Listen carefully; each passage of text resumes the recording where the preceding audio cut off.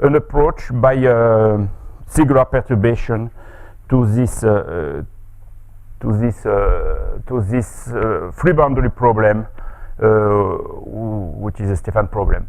Of course, here the free boundary problem comes in the fact that the surface sigma of t equals which is a set where Wt is 0, which separates let's say W strictly positive from W strictly negative, which is, if you think of W as the temperature, this is water, this is ice. This is the free surface is here, and is exactly described by this set of equations. So this is one of the most traditional free boundary problem, maybe the oldest one, by the way, of all those we encountered so far.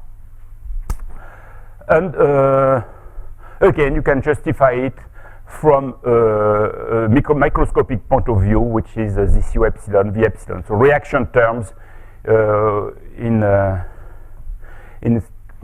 semilinear parabolic equations. So the theorem, the proof of the theorem is again based on strong estimates. If you want to make it simple, you can have proofs which do not use so much estimates, but if you want to understand why everything works well, you just look at the uniform estimates for this system, and because these terms are negative, the uniform estimates are simple, and so just say that U and V of t, U epsilon and V epsilon of t, are controlled by their initial data. So they are all negative, always non-positive, and controlled by the initial data in the norms you want. So here, let's say in L infinity. But this is also true in L1. If you integrate the equation, this term will go away when you integrate in the full space. This is negative. Therefore, you have uniform bounds for the total integral.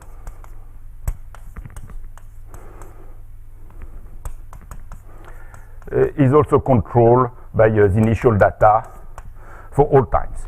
So you have all these uniform estimates which are in the weak spaces, in some sense only bounds in LP. The structure of this equation makes that you have also estimates of derivatives, and that I can it might be better to explain it in more detail, to see the algebra which goes in. So if I want to study derivatives, so I use the notations that I was using yesterday. So Pi will be the xi derivative of U epsilon, Qi will be the xi derivative of V epsilon, and if I differentiate the equations in xi, I find dt pi minus d1 Laplace pi equal minus 1 over epsilon, and then you get pi V epsilon plus U epsilon Qi. If I differentiate the equation on V, I get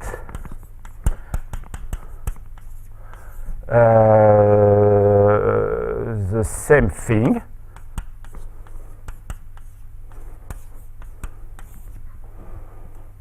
Okay, and now if I multiply by the sign, so there is all theory now which we know, which allows us to use as a convex function. Of course, if you multiply if you multiply by S prime of P or Q, this equation, you will find an equation on S of P.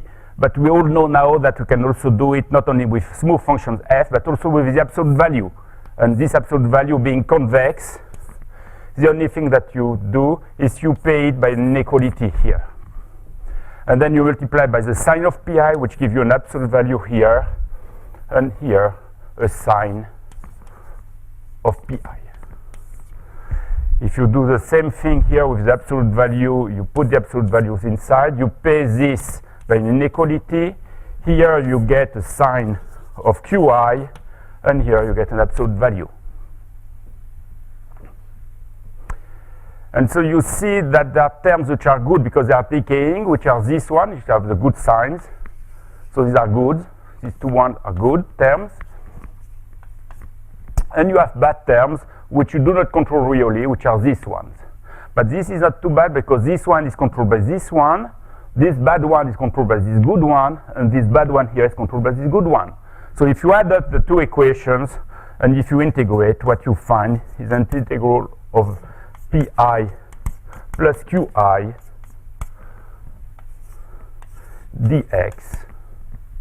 We integrate, this goes away, and you get an inequality less than 0, which means that you have proved that P and Q, so because we make the assumption that the initial data is total variation bounded, then you prove that in fact U epsilon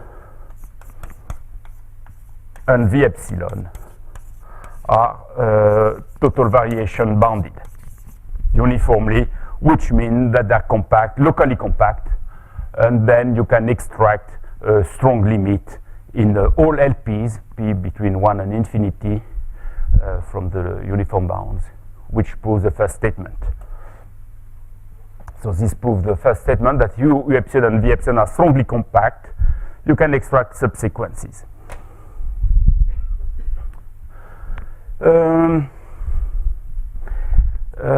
Sorry, then you need also to do, I mean, this gives you the DVB in X. You need something in time. So you have two options here. Either you are ready to pay a little bit more estimates initially, assumptions on initial data, and you do the same thing for the time derivative. If you do the same algebra for the time derivative rather than the X derivative, it will not change anything. The only thing you have to change is that you have to know that initially the dTp is in L1, and initially the P is in L1, and the P will be in that case the derivative in time. So you have to be sure that initially the combination here is bounded. So you pay it with more assumptions. If you don't want to pay these assumptions, you need to find you need to use a compactness theorem in time when you know compactness in X, which also you can do. But I will not go in that direction. We prefer to explain the algebra, which makes that you can prove that this holds in the limit, which is more in the topic of this semester. So how do you go further? So this proves the first statement. Then you have to prove to study the limit. So to study the limit, you simply integrate. So let me put here I and put double W here so that I can organize it in. So this is a proof of I, and now I can go to the proof of 2, which I'll do here to begin with. So to see why you can pass the limit, you just integrate the equations. So let's integrate the first equation. So you integrate the first equation in space and time. So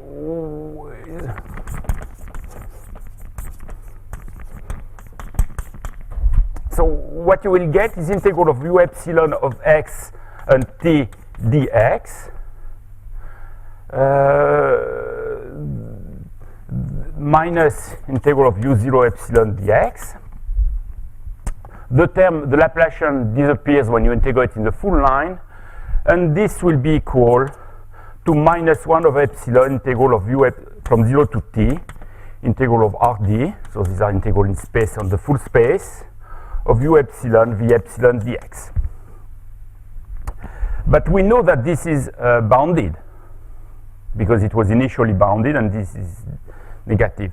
So because this is bounded, so this implies that the integral from 0 to t, integral of Rd of U epsilon of xt V epsilon of xt dx dt is less than a certain constant which only depends on the initial data. And then when you pass the limit, what you see is that what you find in the limit, that the weak limit, the strong limits that we have built here should satisfy that uv equals 0. You multiply by v equals 0 for all times and all space on all.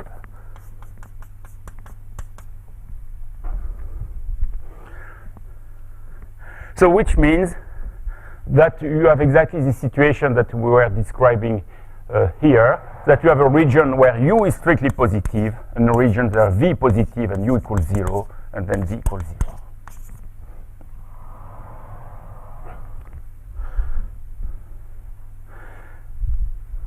So at any place, one of them is 0. So when you define w equal u minus v, that so when v equals 0, w will be non-negative. When u equals 0, w will be non-positive. So when you add up the equations now, and that I have to do up there. So now if you add up the equations, what you find, when you subtract the equation, is dtu minus v epsilon minus Laplace of d1 u epsilon minus d2 v epsilon equals 0. So when you subtract the balance of the two terms on the right-hand side, makes that you find 0. And if you pass the limit, then you find here exactly w. Because when v equals 0, you get w, and when u equals 0, you get also w. And here you get exactly the function a of w, which is written here. So w positive means that v equals 0, then this is d1u. When w is negative, this means that u is 0, and this is d2v, minus d2v. So this is the way you generate the problem. This is a strong convergence, so you have no problem to pass the limit and make this almost everywhere.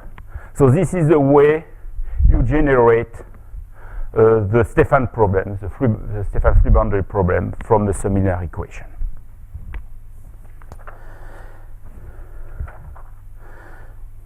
So there is another, and this one is quite standard. There is another case which is a case with latent heat. So this is a present problem. Sorry about that. This is without here. We don't have latent heat. If you want to include latent heat, you need to do a little bit more mathematics, and the model is a little bit more involved, and we go in the direction that one doesn't like, which has to have more equations.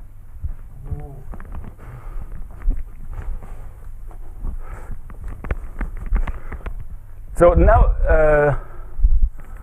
so with latent heat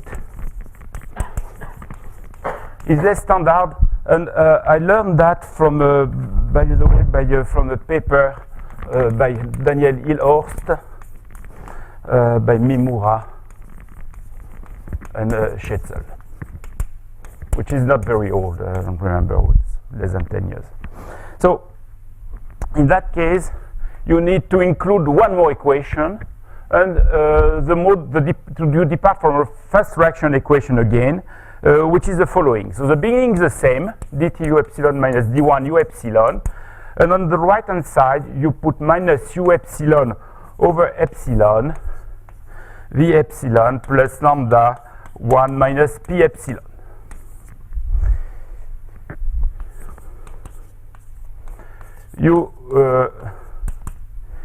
You compute, you write the second equation, which is more or less the same one, but again with a small modification, which is to write here plus lambda epsilon p epsilon. So these extra terms depend on a new variable, a new unknown, which is p epsilon, and the equation of p epsilon is very simple.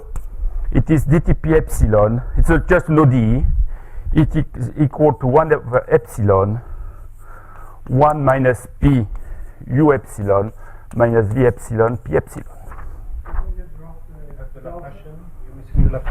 And I'm missing the Laplacian here. Thank you.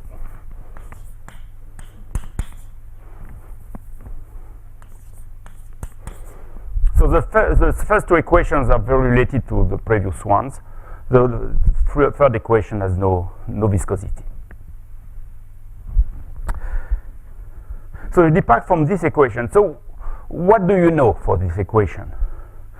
So what you know is that U0 epsilon, you can choose it non-negative, and because this is multiplied by U epsilon, then you know that U epsilon of x and t will be non-negative. Same thing for V epsilon 0, non-negative implies V epsilon of x and t non-negative.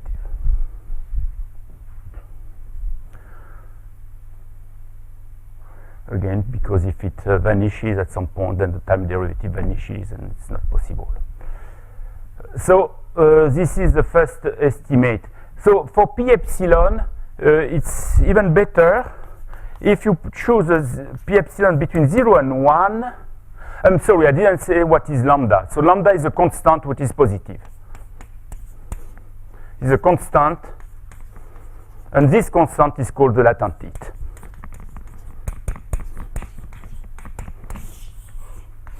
So it's just a constant which is floating around and which will stay there but doesn't play a role in the estimates. If you take lambda equals 0, by the way, you are back to the previous problem.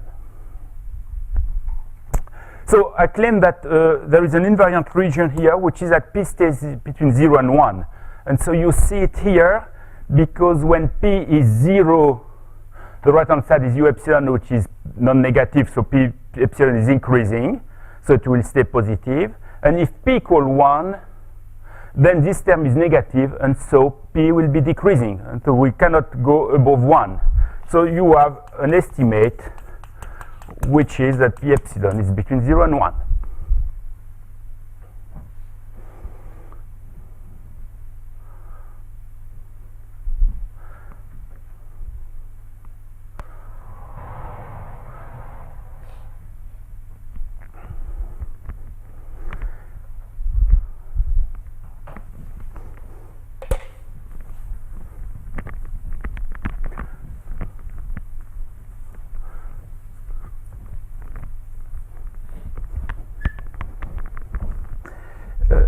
So I will not do again the same algebra that I just raised a few seconds ago, but if you compute the derivatives and you do the same algebra, what you find is that if U0, V0 epsilon and P0 epsilon are bounded, I mean their gradient, are bounded in L1, then this is true that the gradient of U epsilon, the gradient of V epsilon, and the gradient of P epsilon are bounded in L1. So you follow exactly the same bounds by the same type of algebra. The cancellations arise exactly the same way that in the previous case, and this is due to the fact that when you take the gradient P will give you two terms here which cancel the two bad terms above, and so it works exactly the same way. So you get again strong compactness. So you do it for space, but you can do it for time, or you can find other methods to prove time compactness. The estimates are there. So now you want to understand what happens when epsilon goes to 0. You have strong limits. You would like to know what are the strong limits. So so what I claim, so that the theorem is that now if you introduce a quantity, and that is where is it written? So what I claim is that, so after that so the first statement is still again that U epsilon converges strongly to U in all the LP spaces you can afford with these equations, that V epsilon converges to V, P epsilon converges to P. So let's take that for granted. So what I claim, which is the interest for free boundaries, is that if you take W epsilon, which is a quantity U epsilon minus V epsilon plus lambda P epsilon, so this, by the previous statement, converges to some function W, and W satisfies that dtW minus Laplace B of W is 0. And now the function BW is like this. So I draw it, it's simpler. So for W negative, you have a negative slope, which is D2. You have a positive slope, which is D2. Then you have between 0 and lambda, the length of it, you have a flat, you have no diffusion, just you keep the ODE that you had on P. And then here you have another slope, which is D1W minus lambda. So this is the Stefan problem with latent heat.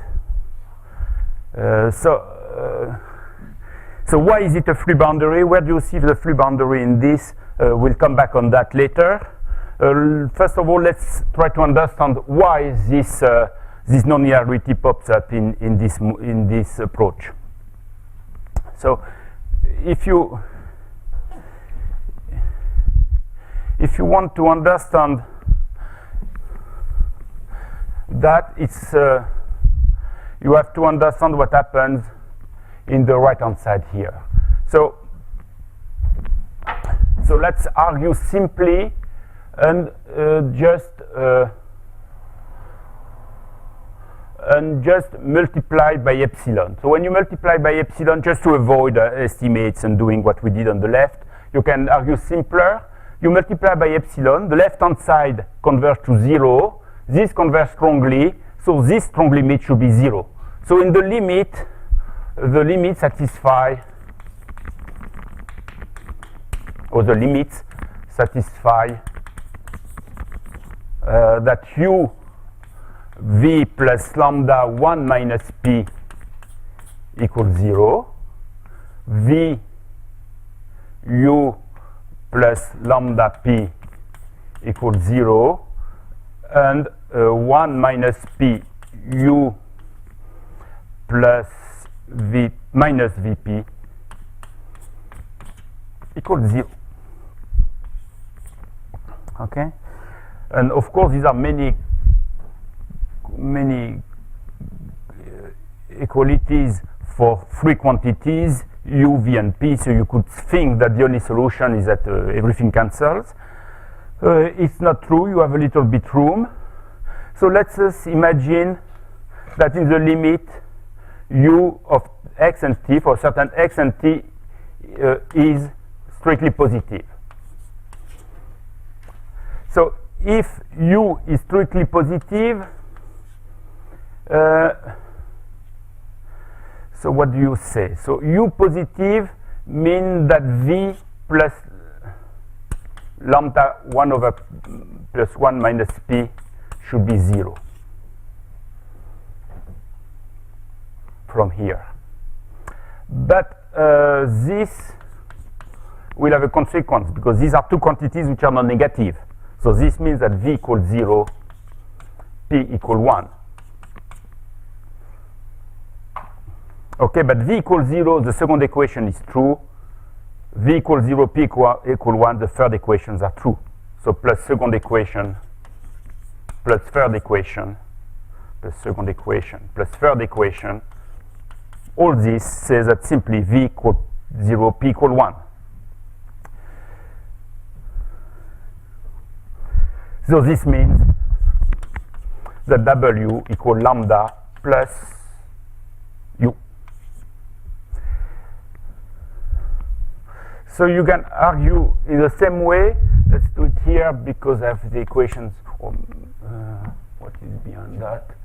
I'll take it here. No, this one I want to keep also, so let's do it here.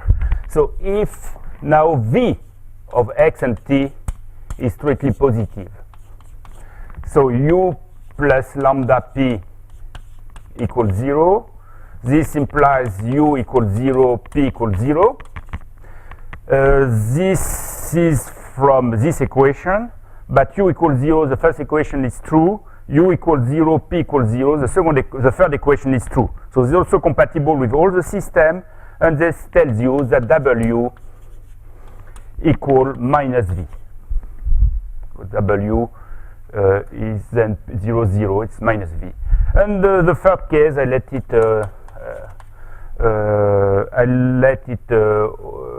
I mean, it's not very interesting, is when u equals v equals 0, and when u equals v equals 0, p can be anything between 0 and 1. And that's the case where w is between 0 and lambda.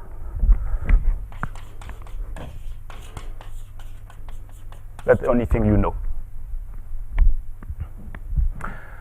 So in any case, when you compute this w, and if you compute what is the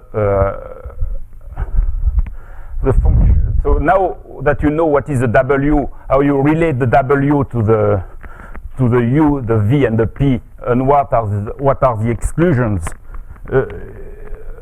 between these three quantities, then what you can compute is what is b of w. So b of w, if comes from the diffusion, so the diffusion for w epsilon is simply what you obtain when you add up with the correct coefficients the equation of w for w. So the equation for w epsilon is simply minus Laplacian of what? Of d1 u epsilon plus d2 w v epsilon minus v epsilon, and this is 0. And when you check what is the limit of that, this is d1 u minus d2 v, and this you can write it as b of w with this b here, because either w is negative, but w is negative means you are in this case, and then you get d2 v. Either w is between 0 and lambda, and this means that u equals v equals 0, you are here. Either you have w larger than lambda, but this means that you're in the first case, u positive, and then you have exactly here d1u plus lambda. So this is the way you obtain this Stefan problem with the latent heat.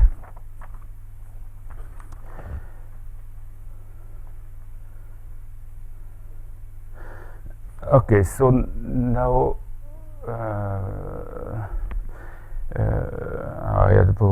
okay, so now the question which is interesting is to understand what you see from that.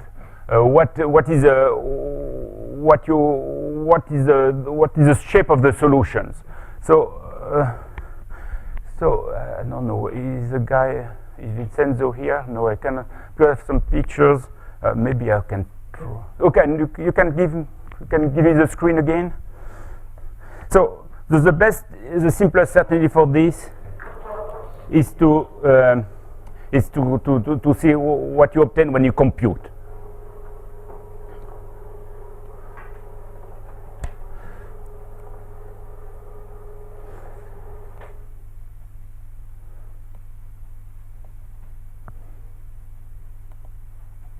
So when you compute, okay, what you compute is you observe this thing. So this is a solution. So these are isolines. So this is x, this is t. So here you get the zone where u is okay. So let me think about that. So this is the case where v is active. So u is 0, v is positive. This is a region where initially u and v are 0, which is the region where p is active, and this is the region where v equals 0, V is 0, P equals 0, and U is positive, and then U is active. So what you see is that the solution creates two fronts. One is a transition from the V zone to the zone where P is active, and then another front, which is a zone where P is active, to the zone where U is active, according to these three zones. So you have these two transition zones, which have tendency to come together, and what has been proved is at a finite time, the two zones will make only, I mean, the three zones will become two zones. You have a single transition. So this thing in the middle, in phase transition, is called the mushy region. It's a place where the two phases, so if you think of ice and water, are mixed in a very intimate way. So you have some kind of mixture in the matter, which is possible in this region, which is a mushy region where P is active. But this active region will disappear. This is also what you see, and what you see here are cuts at certain time up there. So the left you see is the function W. So the function W is negative here. So this value is W. I don't know if you can see it. This is 0. So this is a zone where V is active. You have here 0 and lambda. So this is a mushy region where P is active. And you see this is separated by a discontinuity. Both regions are separated by discontinuity. And this discontinuity leads to the second region where U is active and P equals 0, V equals 0. P equals 1 and V equals 0.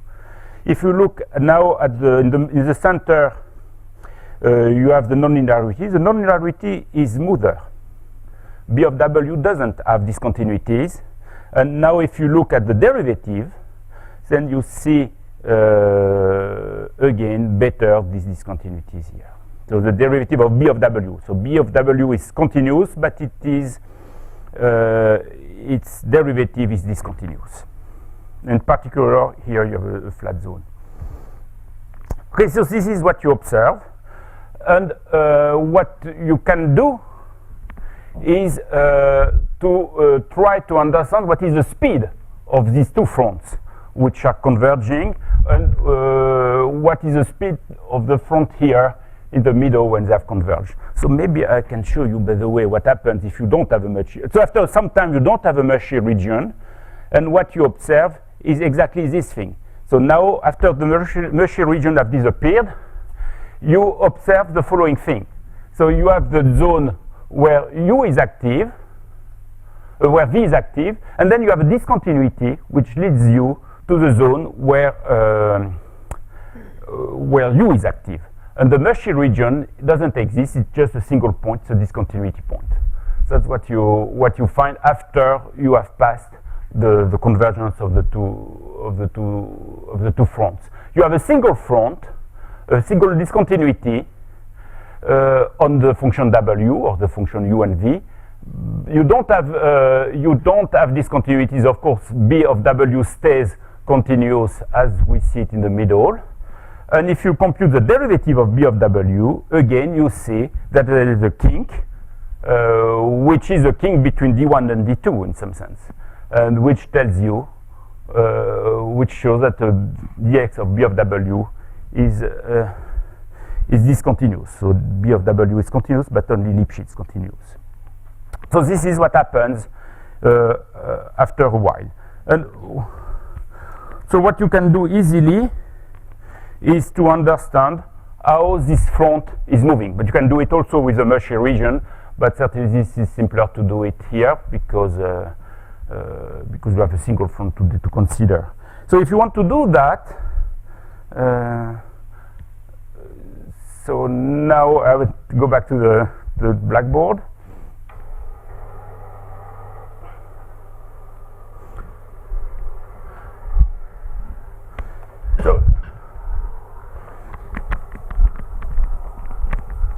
So what you want to explain are these pictures that I draw again. So the picture is that you have 0, lambda, this is W, this is X, you have something like that. And if you, and I show DXB, so DXB was something like that.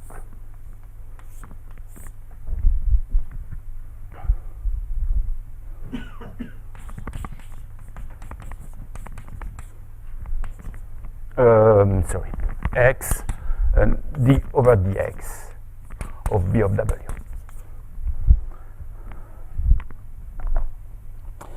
So if you want to explain that, okay, so what you can also draw,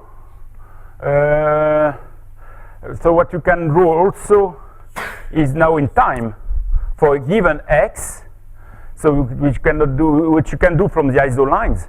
What you see if you draw in time with a given X is that you have a first zone. So isolines were like that. So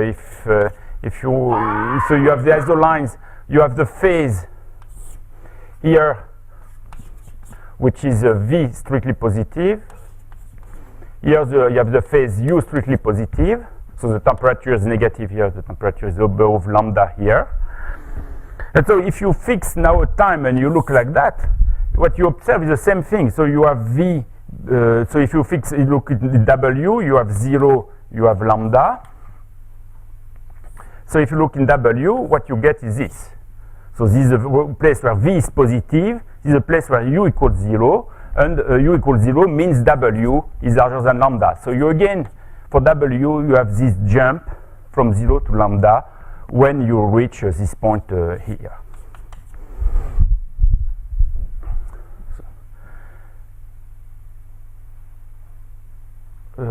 So sorry, I don't do. So what I do is cut in x0 with time. So it should be the contrary. So you are first in U and then you go in V. So the jump is negative.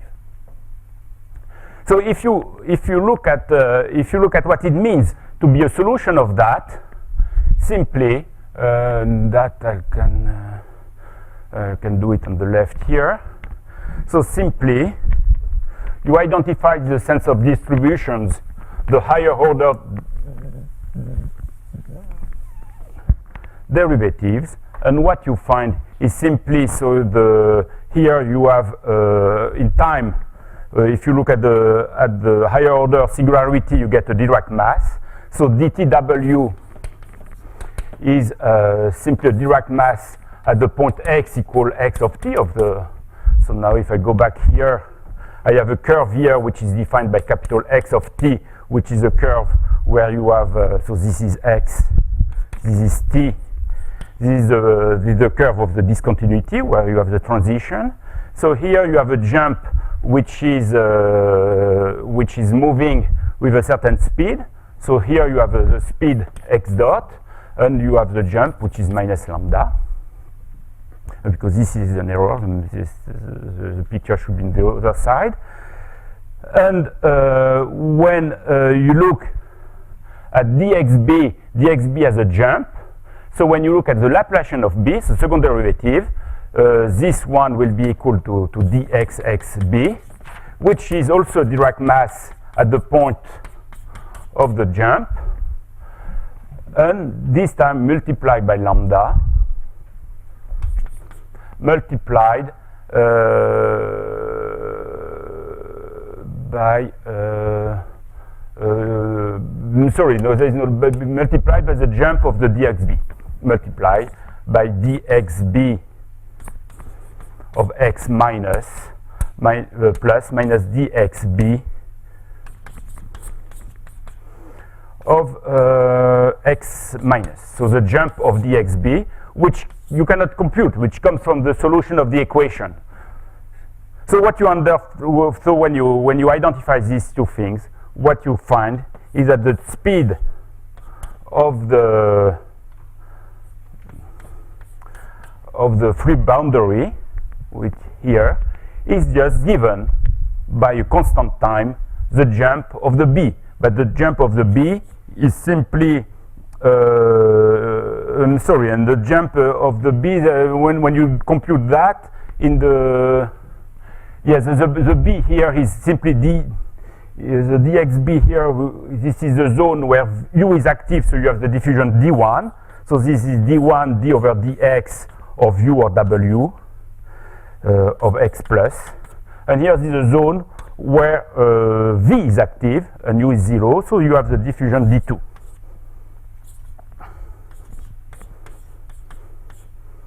Of x minus. So you have a kink of the derivative, and this jump of the derivative gives you the speed of the front. So this is the way you identify the speed of the discontinuity here. So this is true in 1D, so I did it in 1D because it's simpler to do like that because you identify the jumps. Of course, it's also true in higher dimension. So if you do it in higher dimension, simply you have two zones. After the Murphy regions have disappeared, you have these two zones.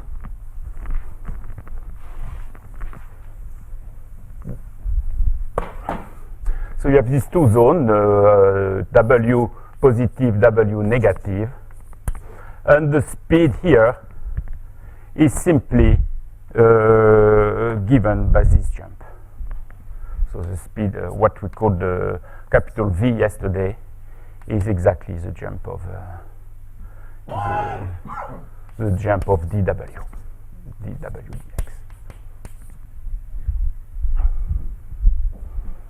Okay, so this is the way you identified now the geometric problem. You rate it, and you can relate it to what we said yesterday about these fronts moving with very complicated rules. But here, compared to Fisher-KPP fronts, what we saw yesterday, which are moving with complicated rules, which are non-local rules, here it's a completely local rule in this regime. So you compute this speed only what happens in a neighborhood of it.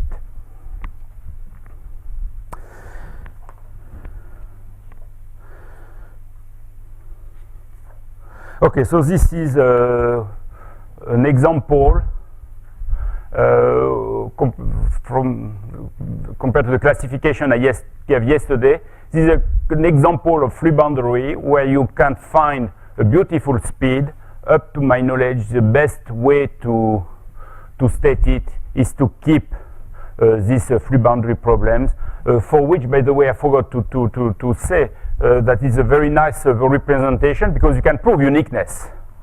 So the remark is that one can prove uniqueness.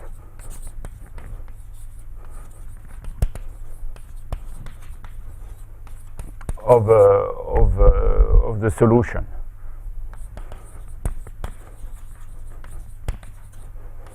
To the Stefan problem. And all that goes back to old works by Olenek, and there are other approaches which are more recent based on different concepts. So you have many proofs now of solutions for these kind of problems. And so this is a very nice statement, which is not clearly connected either to the transport, neither to the econal or to the level set method that I mentioned yesterday. It's just another example which doesn't fall in that class. Okay, so I think this is all what I have to say about this problem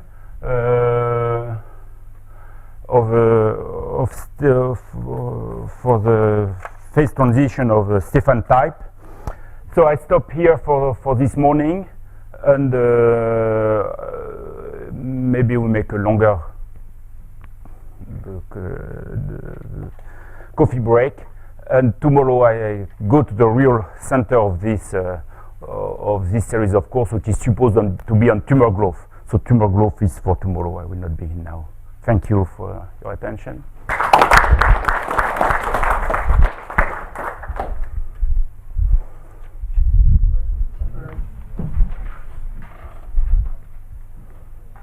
Comments?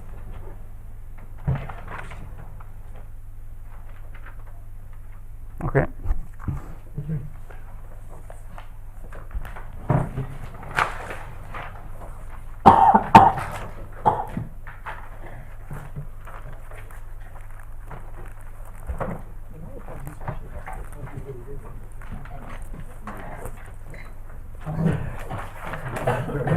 agree with this too.